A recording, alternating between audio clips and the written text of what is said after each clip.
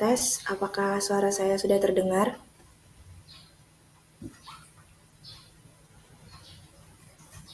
Apakah share screen saya sudah muncul, teman-teman?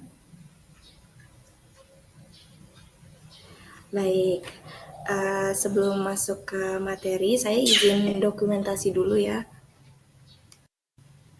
Bagi teman-teman yang bisa on cam, tolong di on cam kan dulu ya.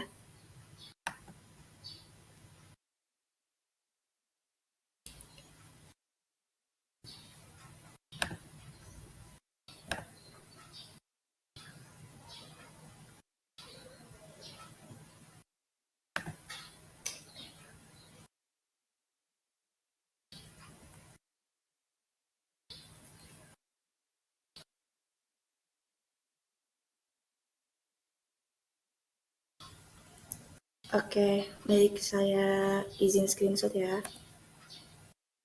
1, 2, 3.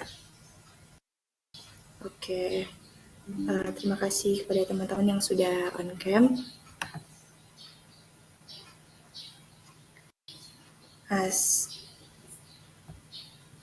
Baiklah, Assalamualaikum warahmatullahi wabarakatuh. Selamat pagi teman-teman. Terima kasih sudah berpartisipasi pada webinar kali ini. Pada webinar kali ini dengan judul UI UX membuka gerbang menuju dunia desain digital yang menakjubkan. Sebelum masuk ke inti materi, izinkan saya memperkenalkan diri. Saya Fadila Dia Happy, sebagai mahasiswa studi independen batch 6 di PT Bisa AI Academy dan juga sebagai mahasiswa sistem informasi di Universitas Jambi. Tujuan pembahasan kita kali ini ada 3, yaitu memberikan pemahaman dasar tentang konsep UI UX kepada pemula, meningkatkan kesadaran akan pentingnya UI UX dalam desain aplikasi dan website, dan juga mendorong pemula untuk mempelajari UI UX lebih lanjut.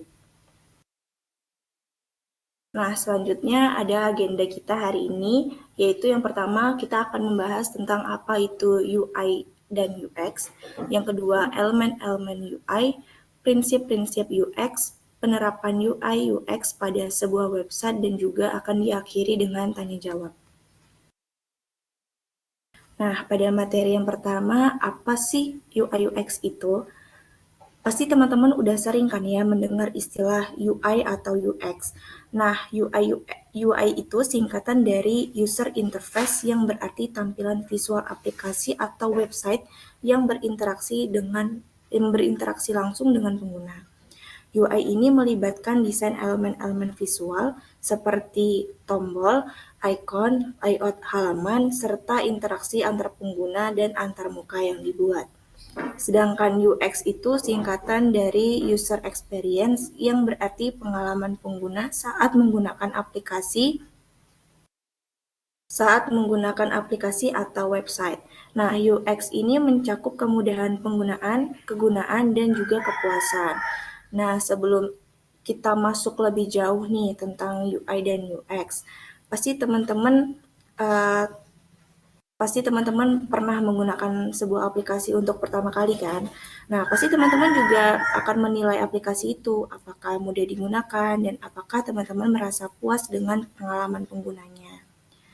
Nah, hal itu yang akan saya jelaskan pada webinar kali ini. Dan juga sebuah aplikasi yang baik harus mudah digunakan dan memiliki fitur yang bermanfaat bagi penggunanya.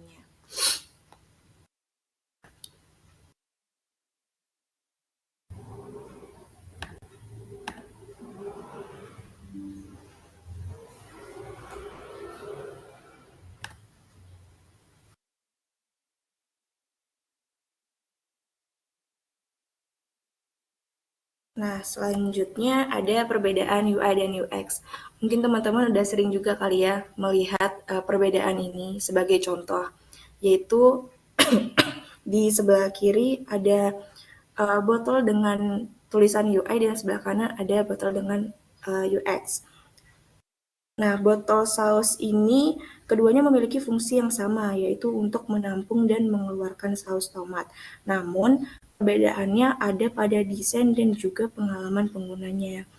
Untuk botol yang sebelah kiri ini berfokus pada kemudahan penggunaan, yaitu pengguna dapat dengan mudah menuangkan saus tomat ke piring tanpa harus khawatir nih sausnya akan tumpah. Sedangkan botol saus tomat yang sebelah kanan ini berfokus pada kegunaan, di mana pengguna dapat dengan mudah menyemprotkan saus tomat ke makanan tanpa harus repot menuangkannya terlebih dahulu. Nah, contoh ini menunjukkan bagaimana sih UI UX dapat digunakan untuk membuat produk yang mudah digunakan, bermanfaat, dan juga memuaskan bagi penggunanya. Nah, kenapa UI UX itu penting di dunia digital? UI UX ini penting di dunia digital untuk meningkatkan user engagement dan konversi. UI UX yang baik dapat membantu meningkatkan user engagement dan konversi dengan membuat pengguna lebih mudah menemukan apa yang mereka cari dan menyelesaikan tugas mereka. Contohnya nih, bayangin kalau teman-teman memiliki toko online. Jika proses check out teman-teman rumit dan membingungkan, pasti pengguna juga akan meninggalkan keranjang sebelum melakukan pembayaran. Tapi kalau proses check out mereka mudah dan cepat, pasti pengguna akan cenderung menyelesaikan pembelian mereka. Faktor yang kedua yaitu ada membangun brand image yang positif. UI UX yang baik dapat membantu membangun brand image yang positif dengan membuat pengguna merasa positif tentang perusahaan dan produknya. Contohnya lagi, kalau teman-teman sekarang menggunakan aplikasi mobile banking kan. Nah, kalau aplikasi tersebut didesain dengan desain yang ketinggalan zaman dan sulit digunakan, pasti teman-teman akan ragu nih untuk menggunakan dan mempercayakan uang kepada mereka. Tapi kalau desain aplikasi tersebut memiliki desain yang modern dan mudah digunakan, pasti teman-teman akan cenderung mempercayai mereka dan menggunakan layanan mereka. Nah, hal itu kenapa membangun brand image yang positif itu sangat penting loh di dunia digital, terkhususnya pada UI dan UX. Selanjutnya ada meningkatkan kepuasan pengguna dan loyalitas. UI UX yang baik dapat membantu meningkatkan kepuasan pengguna dan loyalitas agar merasa pengguna puas dengan pengalaman ini apabila mereka memiliki kepuasan menggunakan produknya. Contohnya apabila teman-teman menggunakan situs website berita. Kalau situs web tersebut lambat untuk memuat halamannya, sulit navigasinya, dan penuh dengan iklan, mungkin teman-teman akan bingung dan mungkin akan beralih ke website yang lain. Namun, kalau website tersebut cepat untuk memuat halamannya, mudah digunakan dan juga bebas dari iklan, teman-teman pasti akan cenderung menggunakan website tersebut dan mungkin akan membacanya secara teratur. Nah, yang terakhir nih ada mengurangi biaya pengembangan dan pemeliharaan. UI UX yang baik dapat membantu mengurangi biaya pengembangan dan pemeliharaan dengan membuat produk lebih mudah digunakan dan dipahami. Contohnya nih ya, kalau teman-teman sekarang sedang mengembangkan sebuah aplikasi baru, jika desain aplikasi teman-teman membingungkan dan sulit digunakan, pasti teman-teman akan menghabiskan banyak waktu dan uang untuk memperbaiki bug dan menjawab pertanyaan pengguna. Tapi kalau desain aplikasi yang teman-teman buat itu intuitif dan mudah digunakan, pasti teman-teman juga akan membutuhkan sedikit waktu dan uang untuk memperbaikinya. Nah, kita masuk ke materi selanjutnya, yaitu ada elemen-elemen UI. Elemen UI yang pertama ini ada tipografi. Yang bisa teman-teman lihat di gambar sebelah kanan ini, tipografi itu nggak cuma tentang jenis font atau huruf, tapi tipografi juga sebagai kekuatan nih untuk membuat atau bahkan merusak desain UI Anda. Pemilihan font yang tepat untuk meningkatkan keterbacaan dan estetika UI juga sangat penting dalam tipografi ini. Keunggulan memakai tipografi ini adalah sebagai tampilan website atau mobile aplikasi yang telah dibuat dengan menerapkan tipografi akan lebih mudah dibaca dan konsisten. Nah, kegunaan tipografi dalam UI ini salah satunya untuk mencerminkan brand identity. Mungkin teman-teman banyak nih bertanya-tanya, gimana sih tips agar pemilihan tipografi itu benar dalam brand yang teman-teman rencanakan? Nah, tipsnya itu dengan cara menyesuaikan dengan brand identity teman-teman. Yang pertama itu menggunakan pertimbangan target audience, gunakan font yang mudah dibaca dan dipahami. Setelah itu, pastikan kontras warna yang jelas dan juga hindari terlalu banyak jenis font dan gunakan font yang konsisten di seluruh desain. Nah, selanjutnya ada warna gambar di sebelah kanan yang bisa teman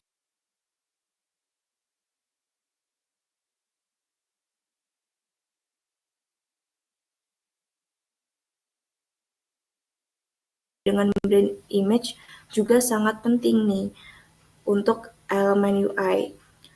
Nah, warna juga dapat menentukan mood atau menambah energi untuk user.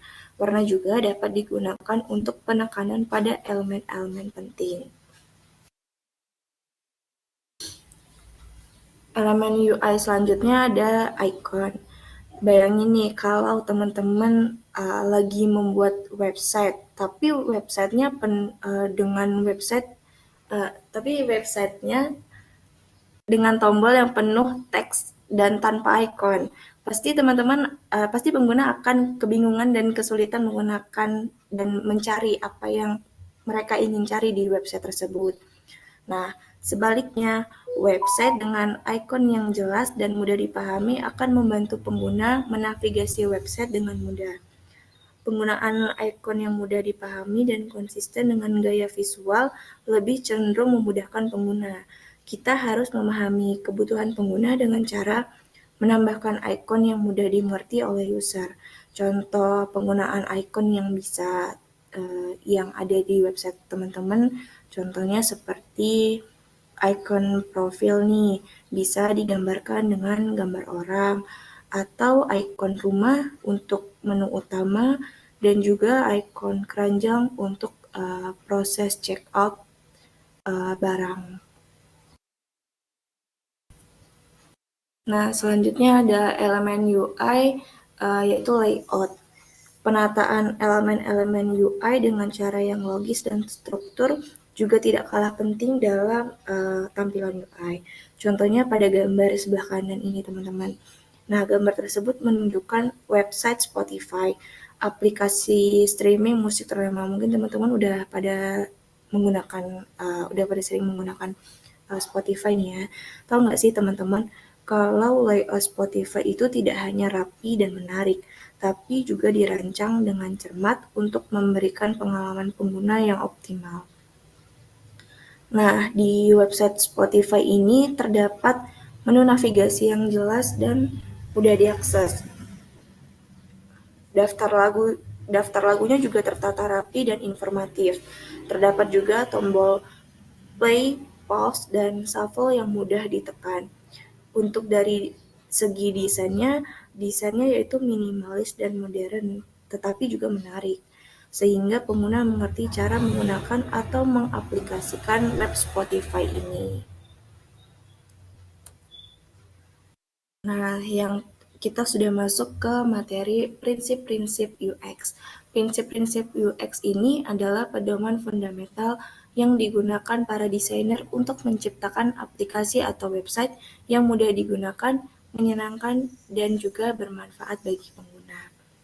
Nah, di sini terdapat 5 prinsip-prinsip UX, yaitu yang pertama ada usability atau kemudahan pengguna. Nah, tujuan dari usability ini untuk memastikan pengguna dapat mudah menggunakan produk tanpa kebingungan. Contohnya, tombol yang mudah ditekan, navigasi yang jelas, teks yang mudah dibaca. Selanjutnya ada accessibility, yaitu pengguna dengan disabilitas. Nah, tujuannya memastikan semua orang, termasuk pengguna dengan disabilitas, dapat mengakses dan menggunakan website yang teman-teman buat. Nah, contoh dari aksesibilitas ini yaitu adanya kontras warna yang jelas, teks alternatif untuk dibaca, dan juga dukungan pembaca layar. Selanjutnya ada desirability atau keinginan pengguna. Tujuan adanya keinginan pengguna ini untuk membuat pengguna tertarik dan ingin menggunakan produk yang teman-teman buat. Contohnya dengan menonjolkan desain yang menarik, fitur yang bermanfaat, dan juga konten yang menarik. Selanjutnya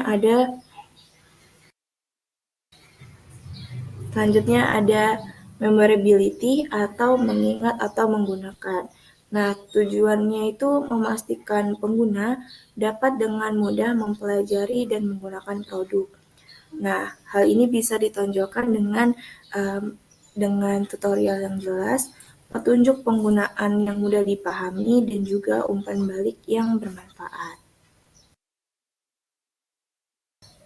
Nah, kita sudah masuk ke materi terakhir nih. Materi terakhir kita ini ada penerapan UI atau UX pada website Netflix. Nah, contoh pada elemen UI-nya yaitu tipografi, yaitu penggunaan font yang mudah dibaca dan konsisten sesuai dengan brand identity Netflix. Bisa teman-teman lihat, di sini adalah contoh tipografi dari website Netflix. Setelah itu ada warna nih. Palet warna merah dan hitam yang ikonik ini merupakan ciri utama dari Netflix yang termasuk juga pada elemen UI, serta penggunaan warna-warna cerah untuk highlight. Yang terakhir ada layout. Layout yang rapi dan struktur dengan jalur navigasi yang jelas memudahkan pengguna untuk menggunakan menggunakan website Netflix ini. Selanjutnya penerapan UI UX pada website Netflix. Nah, contohnya pada elemen UX. Nah, di sini terdapat kemudahan pengguna website termasuk kemudahan navigasi, pencarian konten, dan playback video. Itu termasuk ke dalam elemen UX yaitu usability. Sedangkan accessibility-nya pengguna dengan disabilitas dapat dukungan untuk pembaca layar dan keyboard. Selanjutnya ada desirability, yaitu tampilan website yang menarik dan estetika serta konten yang relevan dan engaging. Setelah itu ada memorability, yaitu kemudahan pengguna untuk mengingat cara menggunakan website dan menemukan konten yang mereka inginkan. Yang terakhir ada learningability, kemudahan pengguna untuk mempelajari cara menggunakan website, termasuk penggunaan fitur-fitur baru. Nah, contohnya lagi nih pada penerapan website Netflix. Mungkin teman-teman udah sering kali ya menggunakan website Netflix. Nah, di website Netflix itu kan ada tuh fitur continue watching. Nah, ini juga termasuk ke dalam elemen UX. Fitur ini memungkinkan pengguna untuk melanjutkan menonton film atau serial yang mereka tinggalkan.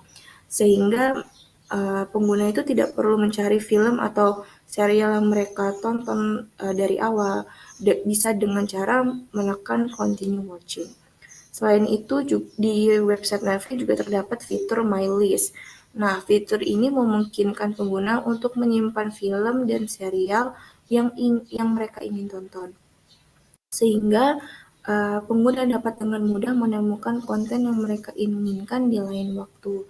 Misalkan nih teman-teman lagi pengen nonton drakor ini nanti, nah itu teman-teman bisa menggunakan fitur My List. Dan juga ada fitur profil. Nah, fitur ini memungkinkan pengguna untuk membuat profil yang berbeda, sehingga setiap anggota keluarga yang menikmati Netflix dengan preferensi mereka masing-masing itu bisa masuk ke profilnya masing-masing.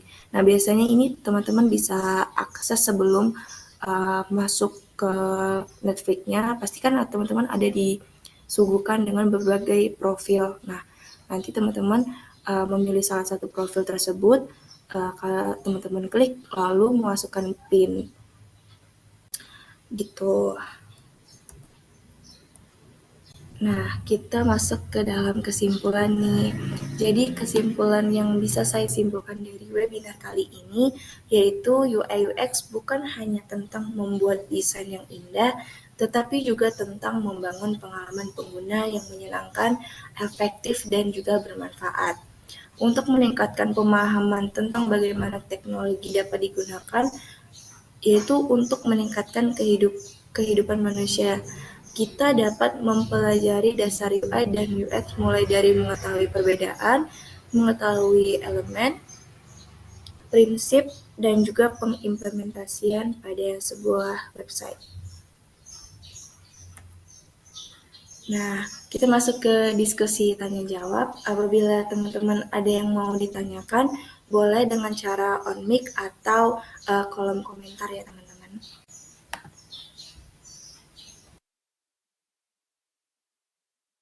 Izin bertanya, Kak. Iya, silakan Kak Dina. Gimana caranya membuat website kita gimana caranya membuat website yang kita buat itu ramah bagi pengguna dengan disabilitas? Oke, terima kasih sebelumnya kepada Kak Dina. Saya akan menjawab desain website yang ramah bagi disabilitas ya. Jadi membuat website yang ramah dengan pengguna disabilitas itu penting. Ada beberapa poin nih yang bisa digunakan, yaitu yang pertama, pastikan teks dan background memiliki kontras warna yang cukup agar mudah dibaca oleh pengguna disabilitas. Selain itu ada teks alternatif yang dijelaskan melalui gambar sehingga para pengguna disabilitas itu mengerti untuk menggunakan website tersebut. Selanjutnya ada pastikan juga pengguna dapat menavigasi website dengan menggunakan keyboard tanpa menggunakan mouse. Nah, yang terakhir ini pengguna disabilitas juga harus ditampilkan dengan struktur heading yang jelas, yaitu struktur heading yang akan membantu pengguna dan pembaca layar memahami struktur konten website Anda. Gitu sih Kak Dina, apakah jawabannya sudah terjawab? Apakah pertanyaan sudah terjawab?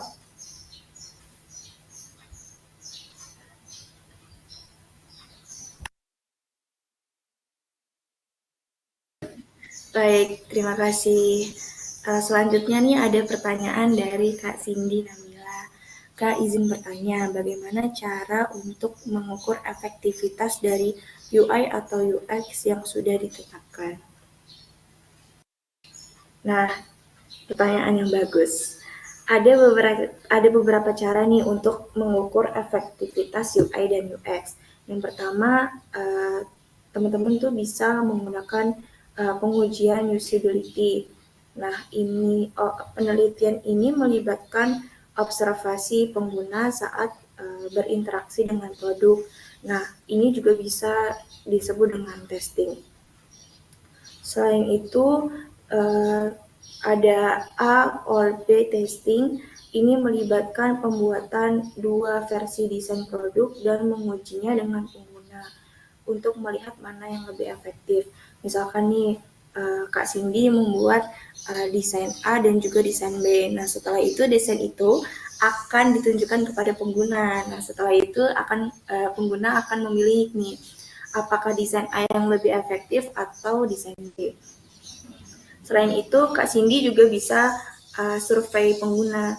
Nah, survei ini melibatkan pertanyaan-pertanyaan pengguna tentang pengalaman selama mereka menggunakan produk tersebut. Dan juga yang terakhir ada metrik analitik. Nah, ini melibatkan melacak metrik seperti rasio konversi, waktu di halaman, dan juga rasio pentalan untuk melihat bagaimana pengguna berinteraksi dengan produk. Dengan menggunakan metode-metode ini, mungkin teman-teman juga dapat mengumpulkan data yang berharga untuk membantu meningkatkan UI atau UX dari produk yang teman-teman bikin. Bagaimana Kak Cindy, apakah sudah terjawab?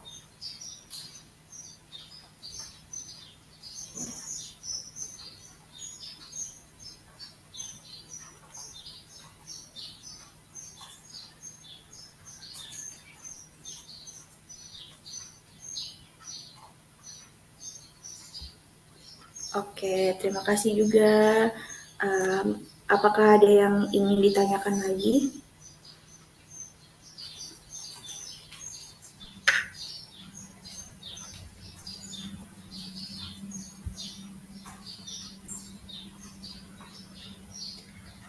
Oke, kalau sudah cukup, baiklah akan saya tutup. Sebelumnya, saya mengucapkan terima kasih sekali kepada teman-teman yang sudah berpartisipasi pada webinar kali ini. Kurang lebihnya saya mohon maaf.